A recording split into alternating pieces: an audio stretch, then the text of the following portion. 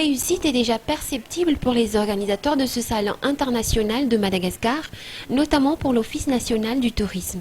Pour cette première journée, un bon engouement. Donc ça va ouvrir aujourd'hui à 9h, ça clôture à 19h. Aujourd'hui, pour rappel, c'est une journée professionnelle. Donc nous avons eu vraiment, et on le voit encore là, à 16h, 17h, il y a encore du monde, c'est bien. Ça prouve que les gens sont très intéressés. Beaucoup d'hôteliers sont venus, de tour opérateurs, d'agents de voyage, des écoles aussi qui sont venus. Sur le toit de Tana, les conférences aussi ont eu beaucoup de succès. Ce salon qui a été une occasion de prendre exemple sur un modèle de tourisme de nos îles voisines qui ont connu une avancée saisissable dans ce secteur. Parmi les personnalités qui ont rehaussé de leur présence à ce salon qui a été tenu à l'hôtel Carlton à Nousi, le ministère du Tourisme séchellois qui a préconisé la mise en place d'une offre unique, le concept de l'île Vanille pour l'intérêt de toutes les îles de l'océan Indien. Bon, le tourisme séchellois diffère de Madagascar. Pour nous, c'est l'industrie primaire, c'est le pilier de l'économie du pays. Et on n'a pas une option à faire gaffe avec l'échelle, le concept île Vanille, parce que ça va les bénéficier aussi tant que nous bénéficier.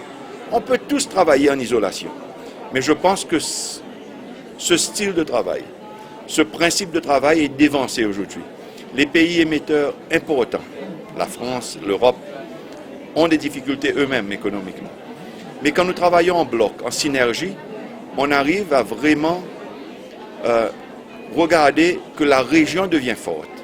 Malgré la différence d'importance du secteur tourisme pour la Grande Île et les Seychelles, les représentants de ce pays ont admis que Madagascar, qui a une plus grande superficie, devrait avoir la même potentialité et même plus que les Seychelles. Mis à part le fait que ce salon international du tourisme soit une occasion de rencontre et d'échange pour tous les acteurs concernés par ce secteur, c'était également une opportunité pour tous les offices régionaux de tenir des échanges et de soulever, par la même occasion, les problèmes qui les affectent.